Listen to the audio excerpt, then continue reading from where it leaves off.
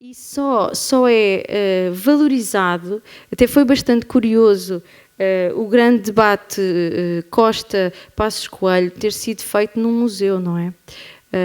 Que por acaso é da Fundação EDP.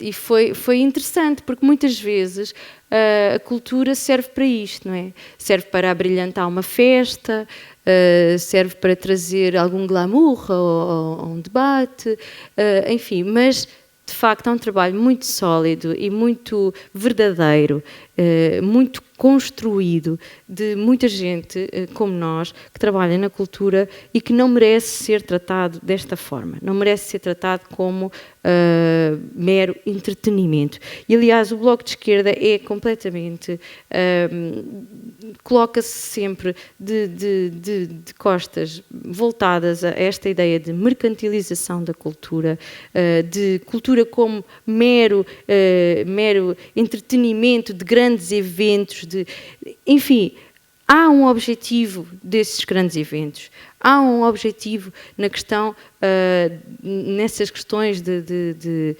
fazer grande show, não é? E não é isso que está por trás do nosso trabalho diário, concreto. Ainda bem que temos aqui também algumas pessoas dos sindicatos que podem participar neste debate, porque não são esses grandes shows que estão no centro disto, que são as políticas culturais para um país. Não é? Essa mercantilização, essa venda gratuita ou fortuita do que é uma certa imagem de cultura não faz parte do programa do Bloco de Esquerda, de certeza. Posso-vos dizer, porque o Carlos leu os programas, mas nem todos terão lido, e compreendo, porque há programas que são muito extensos e nem todos têm essa resiliência para conseguir chegar às páginas que lhes interessam. Mas posso-vos dizer, como é consensual, que a questão do 1% do Orçamento de Estado para a cultura é óbvio, é central no programa do Bloco de Esquerda. E não é para deixar para o fim da legislatura, não é? É uma das questões que o Bloco de Esquerda coloca logo em cima da mesa. É o mínimo de decência para a cultura, não é? Trazer este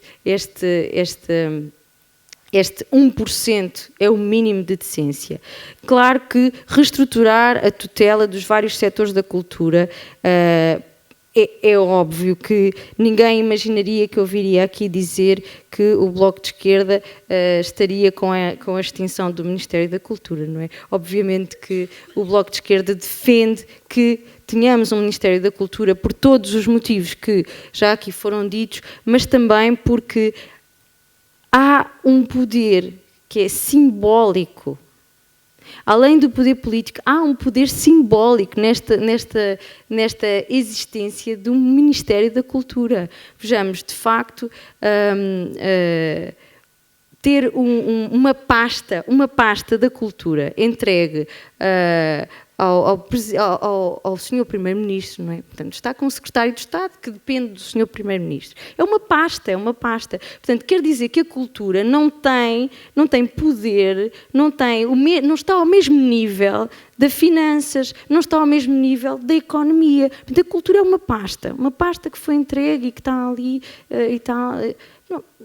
Não. Simbolicamente é realmente o desmerecimento total dos trabalhadores da cultura, mas, sobretudo, do que é o conceito fulcral, o conceito basilar de cultura para o desenvolvimento dos povos, das civilizações, de uma sociedade justa, igual, de uma sociedade democrática, não é?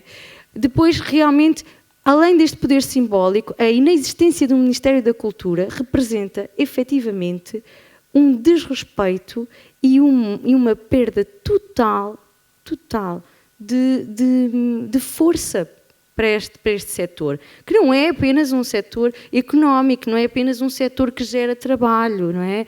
Como eu já ouvi dizer, é um setor que isto é quase filosofia, não é? O setor da cultura é tão transversal a toda a nossa sociedade, porque isto da cultura, eu não quero entrar aqui muito em conceitos para não amassar, mas esta história do que é cultura é algo completamente transversal a toda a sociedade, a todos os ministérios. Acabar com o Ministério da Cultura é quase como dizer: calem-se, acabou, agora aqui o que interessa é finança, economia, banca, cultura, zero. O que é que isso quer dizer? Quer dizer que não há espaço para pensar, não há espaço para criar, não há espaço para ousar, não há espaço para manter uma memória. E este apagar da memória, este apagar de tudo o que podem ser possibilidades novas de imaginação, de criação, é absolutamente sensório, não é? É absolutamente... eu fico completamente chocada com este tipo de atitude. Vejamos, esta foi uma medida desta última legislatura, não é? Acabar com o Ministério da Cultura, mas também não podemos esquecer que, de facto, ainda na legislatura anterior, se tinham acabado com várias gavetas do que havia sido o anterior Ministério da Cultura, não é? Portanto, muito do trabalho que tinha sido inaugurado com o PS, é verdade, não é? Ainda na legislatura do PS foi extinto antes de entrar este último governo. Mas, enfim, continuando só para terminar, o programa do Bloco, obviamente, fala neste financiamento plurianual para equipamentos públicos e para as entidades privadas, fala realmente na criação do Estatuto do Artista e na alteração à legislação laboral, e propõe uma política fiscal que encara a cultura como um bem essencial. Isto quer dizer o quê? Redução da taxa de IVA para espetáculos, para todos os bens culturais, e também uma nova política de preços para garantir maior acesso aos equipamentos culturais. E é, de facto, perentório em relação ao digital. O Bloco não esqueceu essa novidade, que já não é tão nova quanto isso, do digital, do acesso livre à internet. Claro que se colocam as questões dos direitos de autor, naturalmente. É um assunto que tem de ser um debate público e tem de ser um debate feito na esfera do direito, obviamente. Mas é um debate que tem de ser trazido a público nesta linha de acesso a todos e a todas os cidadãos. E depois, muito brevemente, o Bloco é bastante explícito no que respeita ao ensino artístico. O Bloco defende que o ensino artístico esteja presente em todas as escolas públicas. Não quero estar a amassar, se calhar passo... Sim, depois temos a oportunidade. Foi só para deixar um primeiro registro. Obrigada.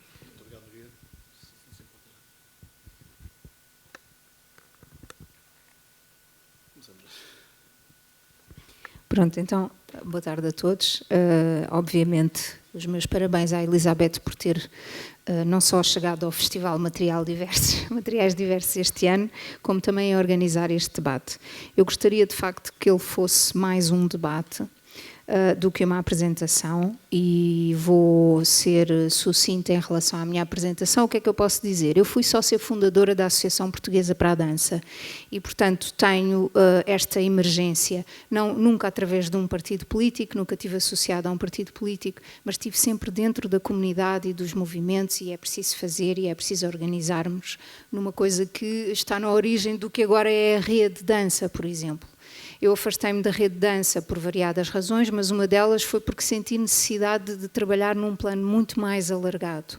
E esse plano muito mais alargado reflete também a forma como eu me debato quando estou aqui sobre o que é cultura, o que é que nos referimos como cultura e a necessidade de nós trabalharmos os setores muito mais articuladamente e deixarmos de pensar, quando estamos a falar de cultura, falamos de trabalhadores precários. Há trabalhadores no setor cultural que têm imensas regalias e que estão muito bem remunerados. Portanto, nós não podemos associar, e também há muita gente a trabalhar na cultura que não são artistas. E é exatamente para esse lado mais transversal que me interessa trabalhar e que começou logo, por exemplo, por eu escolher a dança, mas ter sempre seguido também um percurso académico, que nem sempre as duas coisas estão associadas. Portanto, a prática ligada à teoria. Pronto, eu acabei agora um doutoramento, por exemplo, em dança e novos média, que são duas coisas muito díspares, muito aparentemente divorciadas umas das outras. Trabalho no Alentejo, num projeto para a comunidade, mas ao mesmo tempo estudo numa universidade inglesa. Eu acho que é preciso nós olharmos para esta diversidade e encontrarmos maneira de falar dela e de a conhecer e de a deixar representada depois naquilo que estamos a preparar como planos. Em relação ao Livre Tempo de Avançar, como talvez alguns de vocês saibam, é uma candidatura, chama-se uma candidatura cidadã, portanto é a partir, apesar do Livre ser um partido que assegura determinados requisitos jurídicos para poder avançar, isto emerge de pessoas que dizem é preciso fazer qualquer coisa, eu não me consigo alistar nos partidos, eu sinto necessidade de nos juntarmos e irmos fazer. Eu não questiono de maneira nenhuma, isto não tem nenhum caráter de oposição em relação às pessoas que estão aqui e aos partidos que estão aqui representados, nos quais eu já votei em todos. Já votei em todos e acho muito bem, só nunca votei no PAF, mas pronto, PAF com ele, PAF daqui para fora. Também há um lado importante de estarmos aqui nós, ou de eu me sentir aqui incluída, por um lado porque eu sinto que venho também dentro da minha comunidade, eu aqui sinto-me em casa, eu quando estou com materiais diversos e numa coisa organizada pela rede, eu estou na origem deste tipo de movimentos e portanto agora a minha missão foi dizer, o meu entendimento foi, ok, nós vamos ter que ir agir, temos que ir trabalhar a um outro nível, mais de colaboração com outras forças partidárias e levarmos este trabalho muito ligado ao terreno para a discussão política. Mas, portanto, o programa do Livre Tempo, eu estou aqui como representante da área da cultura, mas o programa nem sequer estive na origem do programa.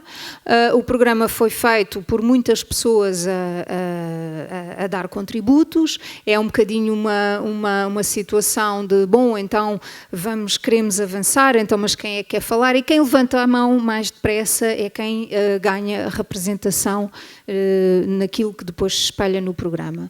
Eu já entrei numa fase um pouco diferente, que foi tentar olhar para aquilo que as mãos levantaram e disseram e tentar dar alguma coerência a esse trabalho e alguma comunicação a esse trabalho. Precisamente há uma semana estive, portanto o nosso programa acaba por representar uma série de ideias aliás o nosso programa eleitoral é o maior programa eleitoral de todos, de todos os que estão aqui. Isso não é necessariamente fantástico, não, isso tem a ver, Pronto, mas é só para dizer que então temos que fazer esse exercício depois de congregar. Eu estive na convenção do Livre Tempo de Avançar no passado sábado, precisamente com essa missão de apresentar o programa, e eu acho que, de facto, nós podemos ser concretos com algumas coisas. Nós não temos propriamente medidas, mas temos ideias e temos consciencialização dos setores que são abrangidos com isto. E eu vou fazer então, não é bem uma leitura, mas eu vou apoiar-me no documento em que trabalhei, que era um documento de 5 minutos para apresentar o nosso programa, porque acho que é uma maneira de ser mais sucinto e depois abrir espaço à sua à sua conversa, à sua discussão com os outros colegas. Pronto, portanto, este programa eleitoral reflete o entendimento da cultura como uma dimensão essencial da vida humana, que é transversal a uma série de outros entendimentos partidários, e também o próprio secretário de Estado da Cultura tem um discurso muito de democratizar a cultura. Portanto, onde é que nós estamos? Qual é que é a nossa diferença? E, efetivamente, justificar a cultura como um direito fundamental não é evidente num contexto de recessão, como apresentou, por exemplo, o António sobre o desemprego, não é? O Augusto, peço desculpa. A cultura como política é uma forma de promover a criatividade, o conhecimento, o espírito crítico e o poder de representação e realização que são essenciais na democracia. E, portanto, é a partir daqui que nós temos que passar esta mensagem e não dar a ideia de que somos um gueto de artistas que estão a querer condições mais do que deviam. Esta é uma coisa muito mais transversal e que tem que ter um entendimento muito mais completo por parte da própria população portuguesa, de entender qual é que é a importância desta vivência. Eu vou dar só um exemplo. Eu acho que nós utilizarmos as garrafas de água em vez de já utilizarmos as garrafas de plástico é também um posicionamento, é uma política cultural quase própria, pessoal. E eu acho que isto é feito com a educação e com o posicionamento de uma cultura de reserva dos recursos naturais, de reutilizar em vez de reciclar, pronto, e portanto estas coisas estão todas inerentes. A cultura, nesse aspecto, embora ela seja transversal a outras áreas fulcrais, com repercussões na coesão social e na economia, como nós sabemos, e há muitos estudos feitos durante esta legislatura sobre isso, há competências específicas que requerem uma intervenção em sede própria, com recursos humanos e equipamentos justos que não podemos deixar abandonar. E foi por isso que, no livro Tempo de Avançar, inscrevemos na agenda inadiável a recuperação do Ministério da Cultura, atribuindo-lhe competências alargadas para garantir uma articulação com os setores da educação, a comunicação, a ciência, o ambiente ou o turismo, e como referiu a Inês, a questão das competências e do que é que vai para onde e como é que é esta orgânica, eu acho que nós temos de facto que falar nisto. Nós podemos fazer, tentar trabalhar no sentido da campanha através da cultura, mas se calhar uma das coisas que nós temos que fazer como políticos, para além da campanha, é conhecermos profundamente o que é que se implicam estas ideias e como é que as vamos operacionalizar. E o Ministério da Cultura é uma bandeira, mas é uma bandeira que requer trabalhar muito a ver como é que a podemos recuperar e o que é que isso significa. E defendemos também atingir até ao final da legislatura uma dotação orçamental para esta tutela de 1% da receita total do Orçamento de Estado. Poderemos depois falar de porquê 1% ou não vou alongar então. O conhecimento e valorização da cultura também passam pela educação, estamos sempre a falar disto, mas continuamos um bocadinho de costas voltadas, ou depois não há orçamento da educação para a cultura ou para o ensino artístico, como tivemos agora uma manifestação, portanto estamos sempre a falar nisto, mas depois continuamos a não conseguir ter estas duas vertentes bem articuladas. Nós achamos que a circulação de pessoas e atividades entre as escolas e os espaços culturais deve ser nutrida, deve ser contínua. Os currículos do ensino obrigatório têm que incluir o ensino artístico em todo o ensino, desde o ensino básico, não é só através do ensino vocacional, apesar das escolas do ensino vocacional, como os conservatórios, serem fundamentais, não passa só por aí. A educação artística tem que estar na educação diária, acessível, no momento em que a criança vai no seu horário normal para a escola.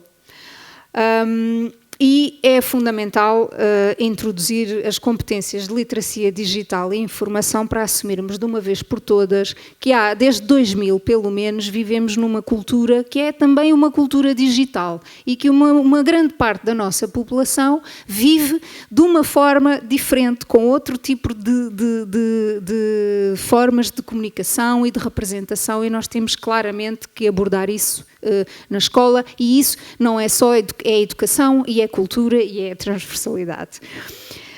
Nós achamos que é também fundamental intervir no enquadramento jurídico-legal da cultura, com a atribuição de leis-quadro para todos os setores abrangidos e que sejam aplicáveis aos vários níveis de administração. Por exemplo, os museus têm os leis-quadro a funcionar, as artes de espetáculo, as redes de cineteatros não têm. E as leis-quadro têm um valor muito importante, que é, de facto, assumir que há uma concordância, isto que nós dizemos que é muito importante assumirmos, que tem um valor, isto tem que ter uma escrita prática, transversal, que seja adotada pelas pessoas com muito mais facilidade, em vez de estarmos sempre a pensar que tem que ser interpretado o que é que quer dizer acreditar na cultura.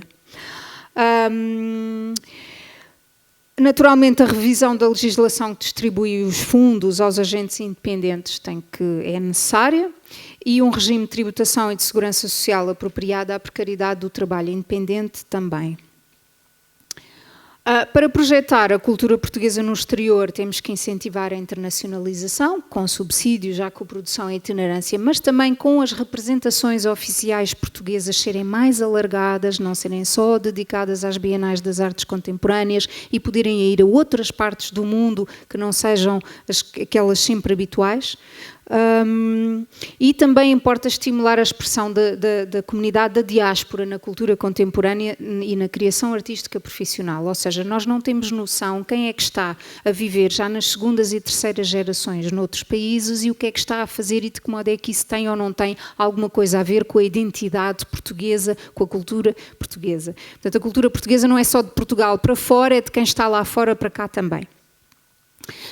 Definir uma política cultural significa assumir o papel do Estado na produção e preservação dos bens culturais em diversidade e qualidade e, naturalmente, no seu acesso e benefício pela sociedade. E, portanto, o nosso programa conclui depois com algumas propostas para valorizar o património, para estimular a criação artística e para difundir a cultura, que eu vou enunciar, ainda tenho um bocadinho, 4 minutos. Promover a partilha dos equipamentos culturais para suprimir algumas carências do setor artístico profissional na produção de obras e a sua circulação pelo território. Articular as políticas de património com políticas de planeamento e ordenamento do território que permitam revitalizar, por um lado, e preservar, por outro. Deixarmos de ter edifícios abandonados ou de edifícios obsoletos. Utilizarmos as coisas que existem e darmos-lhes sentido atualmente. Estimular a pesquisa e a inovação no domínio da arte contemporânea, pensando que a arte contemporânea é, de facto, uma possibilidade de uma comunidade de reflexão e intervenção que é dialogante com as instituições, mas que requer investimentos próprios. E isto, quando falamos em arte contemporânea, não estamos a falar... A arte não é a pintura, não é a escultura. A contemporaneidade, a arte é alargada às suas mais diversas expressões. Porque nós temos sempre este entendimento complexo de que há a arte e a não arte. A dança, por exemplo, é uma arte ou não é uma arte? Enfim. Criar uma rede nacional de teatros e cineteatros, que há muito tempo que é falada, mas que afinal nunca operou, que garanta a circulação das artes performativas, visuais e cinematográficas pelo território e a sua fruição pública. Consolidar a rede de bibliotecas públicas, que é de facto um dos projetos mais, eu acho, mais entusiasmantes no país, assegurando a igualdade no acesso à leitura e à informação e à gestão partilhada de recursos e serviços. Eu queria só acrescentar aqui um ponto importante. Nós tivemos alguns subscritores que vieram questionar nós falarmos sobre o ponto já seguinte, que era fortalecer o setor livreiro e editorial, regulando as práticas comerciais e criando programas de intercâmbio entre países de língua oficial portuguesa. E houve alguns subscritores que vieram questionar a lei do preço fixo do livro e que o acesso à cultura passava também por investir na cultura para que depois os produtos culturais pudessem ser gratuitos. E nós dissemos, não, nós temos que investir numa rede de bibliotecas onde as pessoas podem de facto ter acesso aos acervos digitalizados, podem ter acesso aos livros, e é aí que o Estado pode intervir no acesso. Não é em promover uma desvalorização digamos, do produto cultural ou do produto artístico que possa ser comercializado ou que possa ser colocado numa lógica de mercado. O Estado não pode ter esse papel. Desenvolver o cinema e o audiovisual com maior exibição e difusão de obras nacionais e implementando a digitalização do acervo contemporâneo e clássico. Compatibilizar o direito de acesso de todos os cidadãos à cultura com o respeito pelos os direitos de autor, os direitos conexos e a propriedade intelectual. Mais uma vez uma questão que será muito quente quando começamos a falar do digital. Garantir uma comunicação social livre e acessível aos cidadãos com uma RTP pública. A cultura tem que estar envolvida neste debate, é fundamental. Com todos os seus canais de televisão acessíveis através da TDT. E os principais acionistas das empresas de comunicação social devem ser conhecidos para podermos assegurar esta liberdade. E depois poderíamos eventualmente falar da maior representatividade da arte contemporânea ou de outros setores, subsetores da cultura nas nossas televisões. Obrigada. Muito obrigado. Por falha do moderador, não foi apresentada a última oradora pelo nome, Paula Varanda, muito obrigado. E peço-lhe desculpa por essa minha falha. Foi uma questão de logística de transportar o microfone, não quis gastar mais tempo nesse processo. Penso que ficamos elucidados sobre um conjunto de princípios, de prioridades, de estratégias que os diferentes partidos nos propõem. Penso que, também que o campo, o espectro de possibilidades dentro do setor cultural, da intervenção do Estado, foi aqui muito bem apresentado, com níveis de intensidades diferentes consoante as diferentes áreas, mas penso que temos matéria-prima para poder abrir o debate, e é essa a principal motivação deste encontro. Teria sido bom conseguirmos uma sala onde estivéssemos ao mesmo nível, em roda, onde pudéssemos ter uma relação olhos nos olhos entre nós. Sintam-se nesse contexto, e é isso que vos peço nesta fase da conversa. Não sintam que estão aqui umas pessoas num palco sobrelevado e outros que estão apenas a assistir. Sintam-se participantes ativos, sintam-se que estão à nossa volta e que vamos abrir a conversa nesses termos. Temos ainda 1h30 para conversar, portanto temos suficiente tempo para esclarecer algumas dúvidas, trazer propostas, sugerir intervenções, e portanto é essa agora a fase em que vamos entrar. Pedia só que se apresentassem, ou individual ou a instituição que representam, aqui, de forma também a contextualizar a vossa participação. E devolvo então a esse lado a palavra, e por favor participem. Não vamos ter muito mais oportunidade de discutir sobre estes assuntos em contexto de campanha eleitoral.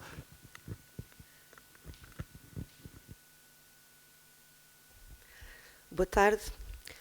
Maria João Garcia, Associação Cultural Ninho Vibras de Almada e membro da rede Associação de Estruturas para a Dança Contemporânea.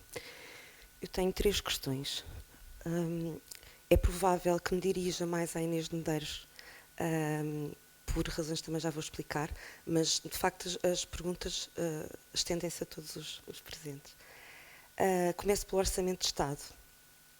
Não tenho números, preparei muito mal para este debate, porque trabalho na cultura, como muita gente que está aqui, e estamos cheios de trabalho e às vezes não temos o tempo que queremos para nos dedicar. Mas lembro-me muitas coisas porque participei no âmbito da rede em muitas discussões deste género e, portanto, acho que consigo avançar aqui algumas coisas, mas perdoem-me desde já as incorreções. Começo pelo Orçamento de Estado. Parece-me que é transversal, não é? Esta ideia de que o Orçamento de Estado tem que contemplar uma maior verba para a cultura e, não sei se entendi bem, mas pelo lado do PCP há uma posição forte de 1% do PIB para a cultura. Do Bloco de Esquerda percebi 1%, não sei se do PIB, se do Orçamento Geral, do PIB. Portanto, é idêntica, certo? E, Paula, penso que concorda. E da parte da... É um detalhe, mas é um detalhe muito abordado e muito confuso. Aceita. Ok, então se calhar... O Orçamento de Estado. Então eu faço a pergunta... Ok, então ótimo, porque assim se calhar temos um contributo até mais exato. O economista tem uma obrigação de trazer aqui um dado que tive agora só a confirmar. Os números exatos são estes. O PIB português está na ordem dos 173 mil milhões de euros, o que significa que estamos a propor um orçamento de Estado para a cultura de 1,7 mil milhões de euros. O atual é 200 e poucos milhões. Não é isso? O orçamento aprovado para 2015, cultura e serviços complementares das diferentes instituições, 181... 180, não, mas também depois há o próprio... Eu ia dizer exatamente isso. E as questões de funcionamento. Mas só para dar esta nota rápida, estamos a falar de uma... E o Orçamento de Estado está... o Orçamento de Estado português é na ordem dos... 70 mil milhões de euros. 77 mil milhões de euros. E, portanto, 1% do Orçamento de Estado estamos a falar de uma diferença face ao atual entre 4 vezes ou 8 vezes. Ou mais. Ou seja, estamos a falar... Ao falarmos do Orçamento de Estado hoje para a cultura e ao compararmos com a possibilidade de termos, por exemplo, 1% do PIB, obviamente dependemos da variação desse PIB, estamos a falar de multiplicar por 8 a 10 vezes o valor atual do orçamento. 8 a 10 vezes. Ou seja, estamos a falar de facto de valores que são estruturalmente diferentes do atual. E penso que é essa a base da conversa quando se colocam 1% do PIB, portanto, ou 1% do orçamento de Estado, são valores bastante diferentes, mas ambos são muito diferentes e muitas vezes mais daquilo que é o valor atual. Pronto, eu tenho ultrapassado alguns ministérios que hoje têm orçamentos muito superiores. Sim. Tenho ideia de já ter sabido de cor alguns desses números ao longo dos anos. Acho que me vou concentrar um bocadinho de 2006 para cá. Penso que a primeira legislatura do PS, da última, foi de 2006, não é? Estou correta, certo? 2006, 2005. Exato, portanto, a primeira até 2009 e depois 2009, 2011. Eu faço essa separação porque acho que ainda assim houve algumas diferenças. Mas eu ia-me situar mais ou menos por aí, dos números que fui tendo conhecimento ao longo do ano, e iria dizer entre os 170 até os 200, que a coisa andou assim, mais ou menos ao longo destes quase 10 anos, deste intervalo de 10 anos. Portanto, a minha pergunta neste sentido é muito concreta, não é? Porque nós sabemos que esta reivindicação não é de todo nova, não é? É uma coisa que já há muitos anos que se vem a reclamar mais dinheiro no Orçamento de Estado para a cultura e, efetivamente, temos 10 anos em que esse valor não muda. Portanto, se falarmos em mais 7 vezes, ou seja que for, mesmo que fossem só mais 3 vezes, acho que já estávamos a falar de qualquer coisa. Neste momento, para além de eu achar que existe alguma desinformação acerca do que é que de facto estamos a reivindicar, muitas vezes já vi esta confusão na sociedade civil, menos informada de alguns detalhes, se é do PIB, se é do orçamento, pronto, mesmo na própria reivindicação e do grupo de 1% para a cultura, que acho que é bastante visível, às vezes existe esse problema. Mas pronto, se ficarmos aqui pelos 200 mil, que até acho que já é simpático, pergunto... como é que isto é possível fazer-se dentro do quadro económico que conhecemos e sem um discurso demagógico, porque, de facto, temos que estar bastante assentos naquilo que é a realidade, porque uma coisa são as ambições, nesta altura pré-eleitoral, elas são sempre muitas e temos sempre muitos desejos, mas depois, e aqui posso referir o que aconteceu nos casos do PS, não é? Efetivamente, a desculpa seria sempre, a culpa é do Ministério das Finanças. e a culpa é do Ministério das Finanças, e foi sempre do Ministério das Finanças em relação a muitas coisas e a muitos assuntos que muitas das vezes pretendiam melhorar alguns dos temas que têm a ver com política cultural.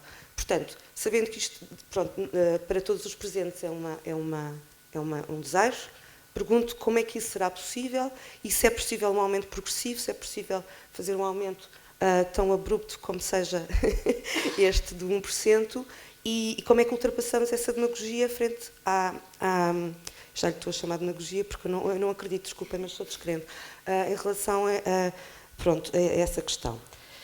Outra coisa, parece-me, outra pergunta, parece-me que finalmente vamos falar novamente de trabalho, vamos voltar a falar do regime laboral, o que é ótimo, porque parece que ficámos esquecidos no meio desta crise. A partir de 2011 nunca mais ninguém quis falar da Lei 4 de 2008, que foi criada, que existe, está criada, existe, é uma lei, está lá, da sua aplicação. E houve uma revisão da vossa parte, pronto, que nós acompanhámos muito de perto, eu pessoalmente, inclusive, mas desde já acho que isto é uma nota positiva, voltarmos a colocar este assunto na ordem do dia, porque parece que de repente a crise fez-nos esquecer de que somos todos trabalhadores do setor cultural, e aqui vou ter que dirigir, porque acho que, sem querer entrar em muito detalhe, para não amassar algumas pessoas que provavelmente têm menos conhecimento de alguns detalhes, mas aqui tem mais a ver com postura, porque de facto também, pronto, eu presumo, não sei o que é que vai acontecer no dia 4, mas presumo, e agora vou passar vou presumir isto, que o que vai acontecer é que vou ter um governo PS, ou um governo, como é que é, PAF? Pronto, PAF, desculpem, pronto. E acho que o panorama é este. Portanto, depois, obviamente, se houver aqui alguns ajustes, coligações, eu às vezes gostava que isto fosse um bocadinho um modelo mais nórdico, em que às vezes conseguimos dialogar em algumas matérias e não temos que subscrever os programas, não é, para podermos coligar-nos. Mas ainda não estamos aí, isso é outra conversa, portanto não vou por aí. Centrando-me na questão da legislação laboral que existe e que foi criada, duas notas. Uma nota é, acho lamentável, acho ótimo que voltemos ao discurso, mas acho lamentável o PS, de alguma forma, nunca ter feito uma espécie de balanço de uma lei que foi introduzida e que, de facto, devíamos ter percebido que aplicação é que ela teve, mesmo numa altura de crise, porque era já me responde, pronto, mas era Podia bom, só se sim, era bom, sim, mas acho que eu vou fazer umas perguntas ótimas, portanto vamos aqui ficar a debater imensas coisas práticas, para brincar. E depois, também posso dizer que durante esse processo estive muito envolvida com a plataforma de intermitentes até à criação do SENA, mas sempre em diálogo com os demais sindicatos da área do espetáculo. E posso também dizer que o nível do trabalho parlamentar, eu não sei se há muita consciência disso, por exemplo, tanto do grupo do PCP como do PS e do Bloco, são os que eu conheço e conheço-os a todos, é fantástico a este nível. Nós às vezes não temos noção do trabalho que é feito dentro dos partidos e as propostas que são feitas, e depois só vemos as votações lá, não é? E achamos que não há trabalho nenhum, mas houve muito trabalho feito e houve muito trabalho que antecedeu a criação da lei e a sua aprovação. Devo dizer que o PS, a dada altura, penso que estávamos já com a ministra Gabriela Canavilhas, e que a Inês foi liderou mais esse processo, e falámos várias vezes, que houve aquilo que às vezes acontece muito, isto é uma opinião muito própria, no PS, que é, de repente, nós queremos muito passar a nossa lei, que é muito melhor que a dos outros, e esquecemos de que os outros também têm propostas melhores. A Rede fez um estudo comparativo, na altura, entre as propostas do PCP, a proposta do PS e a proposta do Bloco de Esquerda, e deu-se ao trabalho de dizer o que era melhor no outro e no outro. Inclusive, nós chegámos ao ponto, e isto é um detalhe, havia às vezes pequenas coisas, como por exemplo, porque é que um diz até 6 horas, o outro 18. Uma vez lembro-me de estar com a Catarina Martins e lhe perguntar, isto é uma defesa porquê? Porquê é que é isto? Se é menos lógico do que a proposta que lá está, que é melhor. E ela respondia-me, aqui é uma questão política, porque aqui tem a ver com a forma como nós encaramos todo o emprego e não em específico esta questão. E eu acho que isto é que é um debate de ideias, no sentido de melhorar as condições, porque as opiniões vêm de nós, comunidade, e nós, pessoas que nos debruçamos sobre estes problemas, debruçamos-nos com seriedade e, portanto, tentamos sempre conseguir o melhor. Claro que sabemos que depois há defesas, como este exemplo que eu estava a dar, que são questões que têm a ver com determinadas políticas. Neste caso, acho que nunca discordamos delas no seu essencial, porque nos revemos na maior parte delas, mas depois há pequenos detalhes que muitas das vezes não são considerados. Dou 2 exemplos, Inês. A questão dos 85% das contribuições exatamente, que não vem em nada resolver o problema da precariedade e dos recibos verdes, nem das contratações, que foi uma coisa... Não, mas estou a dar um exemplo de uma discussão que tivemos. Aquilo que está lá é uma lei que está aprovada e que necessita de revisão. Não estamos em diálogo, por favor. Sim, e necessita de muitas coisas, não é? E depois, a proposta da Segurança Social, que nos faltámos nos dizer que a proposta de lei remetia aquilo para um projeto que haveria de sair e que nunca saiu. Nunca saiu, exatamente porque podia ter saído, houve uma proposta clara do Bloco e houve uma proposta muito clara da CDU e, por culpa do PS, esse projeto não estava anexado à proposta de lei e, portanto, ficou para as calendas, ainda hoje não existe, portanto, aquele regime sem o seu correspondente ao nível de segurança social é perfeitamente, não sei que palavra usar, mas um bocadinho ilógico. Isto na questão do trabalho. Em relação à legislação, volto aqui ao intervalo de tempo 2006-2011, porque, efetivamente, a legislação dos concursos e dos apoios que temos agora em vigor, toda ela foi produzida durante os 2 governos PS, tendo a sua última revisão foi feita quando o atual secretário de Estado da Cultura era presidente da Direção-Geral das Artes e, portanto, foi ele que encabeçou esse processo de revisão da legislação da atribuição dos apoios do Estado às estruturas culturais, a nível nacional, e a rede teve um processo um contributo bastante importante, como teve sempre, desde 2003, oficialmente desde 2004, portanto, estamos cá há muito tempo, e de facto, a mesma coisa aconteceu, não é? De facto, eu não estou a dizer, e nem nunca quero dizer, que qualquer partido ou qualquer, não é, faça aquilo que a rede quer, não é? Isto é óbvio que não é real. Nós vamos querer sempre muito mais, porque queremos sempre muito melhor, não é? Para as pessoas que representamos. Mas, de facto, coisas que se tornam evidentes e não serem alvo de uma crítica interna e a fazer-se um fim-capé de que a nossa lei é, de facto, a melhor e a comunidade ser esquecida, muitas das vezes não nos possibilita chegar a soluções melhores, porque insistimos muito que a nossa é, de facto, a melhor de todas. E no caso da legislação atual,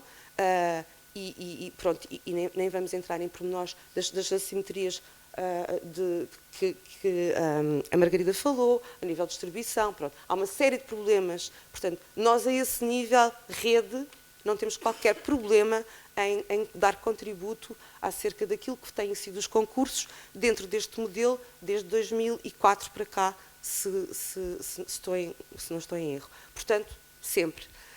Agora, também não posso deixar de ter uma nota deixar esta nota de que, a nível da relação que existe entre o Estado Central e depois os agentes culturais, de facto, o que aconteceu foi que em 2010 foram anunciados os primeiros cortes. Nunca tínhamos tido, quer dizer, que eu me lembro, nunca, é sempre aquela história do universo de 2004, 2006 para cá, que é o que eu conheço. Nunca tínhamos tido uma história de cortes dos 34%, não é? Como tivemos nessa altura, com um discurso, obviamente, novamente ligado à finança e à economia, mas efetivamente aconteceram. Não é uma coisa que nós possamos dizer que não aconteceram. Apanharam-nos há estruturas que demoraram bastante tempo a recuperar de um corte de 34%, não é, nos seus orçamentos, o que não nos dá muita confiança, como é óbvio, não é, a saber que tipo de interlocutor é que vamos ter novamente se o PS ficar neste cargo. 3 questões. Obrigada. Peço desculpa, mas acho que dá para... Mais alguma questão que queiram já colocar? Bem, eu não posso responder já, senão... não. Pronto, senão vamos tratar destas 3 questões e vou contrariar. Não me licença que respondo, não mesmo. Mas podia também... Sim. Vou tentar ser breve para muitas questões. Primeira coisa, não é irrelevante se escrevemos que se é 1% do PIB ou 1% do orçamento do Estado. Há um que é mais realista do que outro. Agora, permitem-me dizer só uma coisa. Toda a gente tem consciência do que é que foram estes últimos, eu nem vou dizer, 10 anos, 2005, 2015. Acho, no entanto, curioso que a maior parte da intervenção tenha parado em 2011, mas eu estou disposta a reconhecer todos os problemas. É evidente, e eu sou a primeira a lamentar, o maior orçamento que houve na cultura foi o Manuel Maria Carrilho, que o conseguiu, que penso que chegou aos 0,7, não sei se chegou até aos 0,8, e desde então tem vindo a diminuir, e eu sou a primeira a reconhecer o grande problema que isso tem. Há outra questão, no entanto, que eu quero dizer. Um dos maiores problemas, quando falamos do orçamento da cultura, e por isso é que eu não vou estar a avançar, se são 100 mil, 200 mil, 300 mil ou 400 mil, não vou, é porque no orçamento da cultura, temos uma tendência para confundir vários tipos de apoios e para nós, deputados que fazemos os orçamentos, é sempre um quebra-cabeças terrível e sobretudo agora quando não há ministério. Porque há fundos que são especiais que vão só para os patrimónios, porque há fundos autónomos que vêm de outras receitas, porque nunca sabemos daquilo que é o orçamento oficial da cultura, o quanto é que vai para o espetáculo, para a criação, para o património, para todas umas outras iniciativas. E, de facto, sobretudo nessa altura, mesmo o Carrilho foi em 95, não é? Portanto, há quase... 95. Portanto, há quase 20 anos, mesmo nessa altura, provavelmente o orçamento oficial estava em 0,7 e até provavelmente seria muito maior, porque, nomeadamente, tudo o que era investimento no património, na reabilitação, na recuperação, inclusivamente na rede de cineteatros, que já agora... Pois, tinham fundos específicos, tinham dotações específicas e, portanto, os valores eram muito maiores.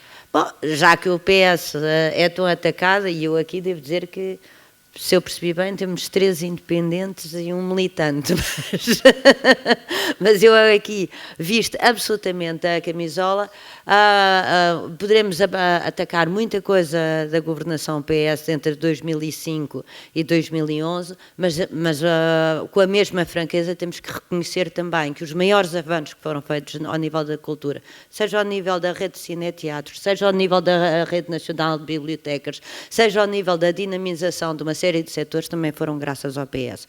Nem que seja porque também é o único que assume governação. Mas isso é uma das questões. Não vou dizer quanto, não sei. Não vou dizer porque não sei. A única coisa que eu sei e que posso dizer, aliás, ainda por cima, o que eu acho realista é justamente definirmos muito bem, e que é o que está no programa, que há certas áreas que são obrigatoriamente cofinanciadas por vários setores da economia. Por exemplo, estamos a falar do apoio ao cinema e ao audiovisual, não é? Falámos muito da questão da CAV e das taxas, e era a taxa sobre a publicidade e agora a taxa sobre os operadores. Temos que falar, obviamente, por exemplo, da questão para criar mecanismos para atrair mais produções estrangeiras para virem cá. Isto não pode ser só, não passa só, não deve passar só pelo orçamento da cultura, muito pelo contrário. Ou há financiamentos também de outros sítios, como, por exemplo, e eu acho que o cinema em Portugal não desapareceu por completo porque tinha uma taxa sobre a publicidade. No dia em que o cinema passasse a ser exclusivamente o orçamento de Estado, a experiência nos diz, seria uma catástrofe, já teria desaparecido há muito. Se o cinema pôde continuar a existir é porque tinha um fundo autónomo que era uma taxa fixa sobre a publicidade e porque não dependia do orçamento de Estado. E foi isso que o preservou. E foi isso que permitiu que, com muitos cortes, com muitas dificuldades, com a publicidade a baixar, mesmo assim sempre houvesse orçamento. Por exemplo, temos agora aqui um caso concreto. Eu não entendo, confesso que não entendo agora na última questão do ensino artístico, a oposição de alguns partidos à nossa esquerda sobre o facto de grande parte do território ter sido financiado com fundos europeus do POPH, enquanto a região de Lisboa e Val do Tejo era pelo Orçamento de Estado. Não entendo. Quer dizer, se havia dinheiro disponível, europeu, já sei que os procedimentos eram burocráticos, mas se havia dinheiro disponível e se podíamos ir buscar esse dinheiro para promover o ensino artístico, eu serei sempre favorável. Depois podemos falar se houve uma avaliação pedagógica das escolas, se todas eram boas ou não eram. Agora, uma coisa sei, a famosa reclamação de ir tudo para o Orçamento de Estado, não sei porquê, resultou num corte generalizado em todo o ensino artístico. E, portanto, há certas questões aqui que têm que ser postas com clareza. Outra questão, e com a clareza, e com...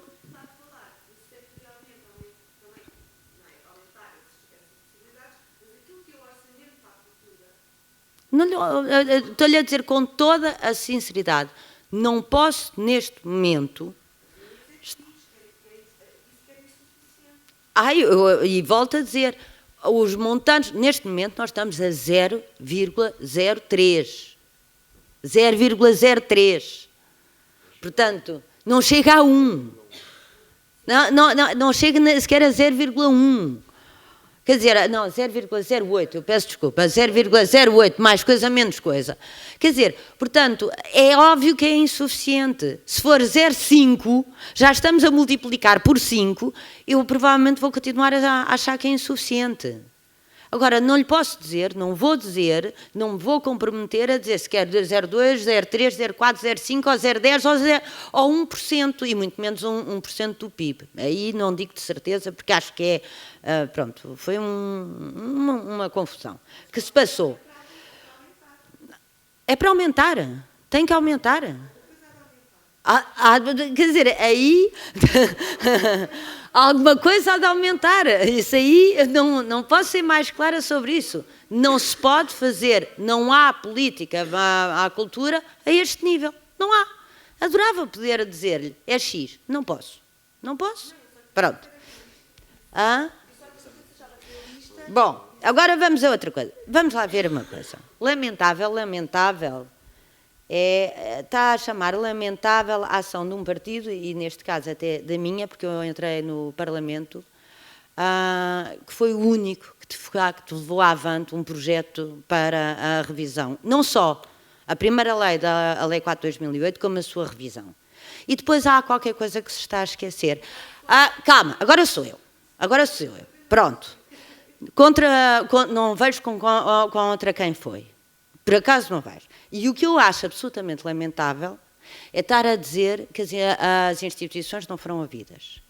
Houve um trabalho de especialidade da lei. A lei foi aprovada na generalidade, como sabe, e houve um trabalho de especialidade da lei.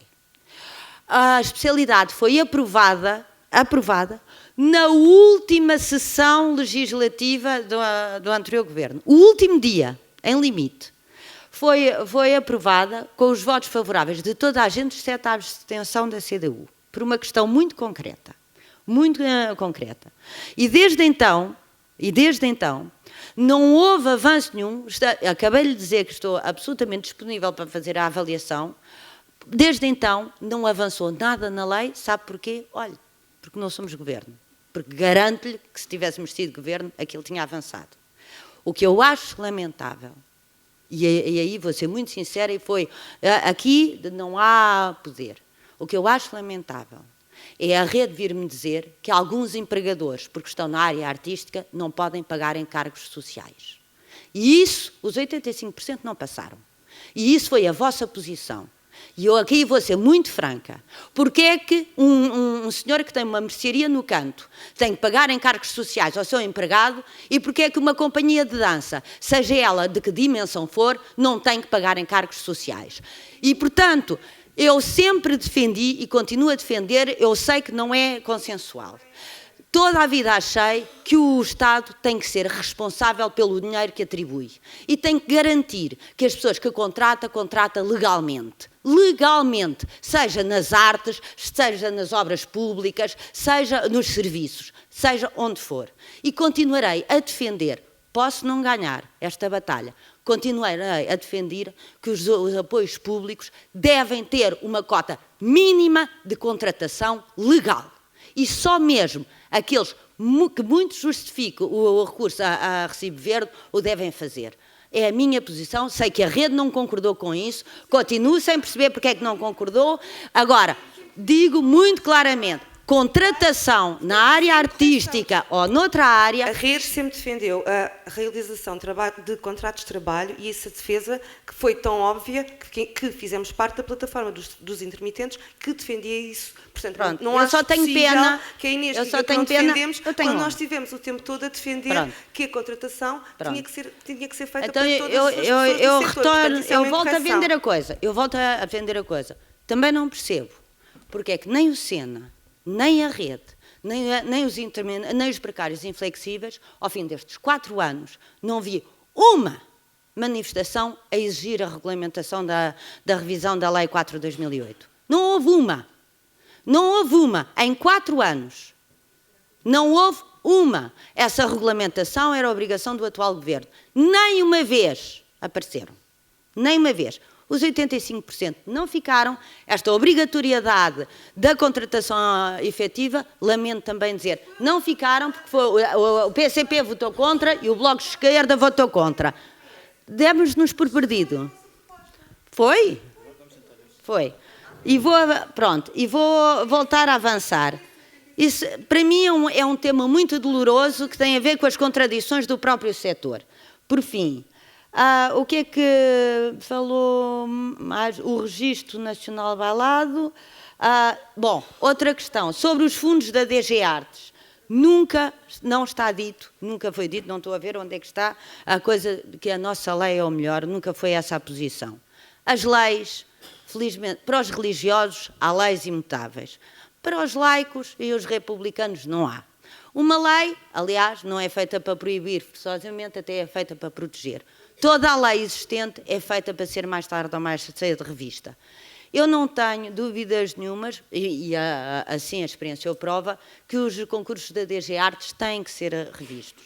Agora, têm que ser revistos, de facto, e aliás o PS propõe, inclusivamente, reforçar polos de decisão regionais, fomentando políticas culturais de proximidade integradas numa estratégia transversal de desenvolvimento regional. Esta proposta eu sei que também vai ser complicada, porque há partes do setor cultural que querem apoios regionais e há partes que querem apoios nacionais. E vai ser necessário criar as duas coisas. Agora, permitam-me só dizer uma coisa. E vou mesmo terminar. Eu vou pedir um favor, e até aos meus colegas.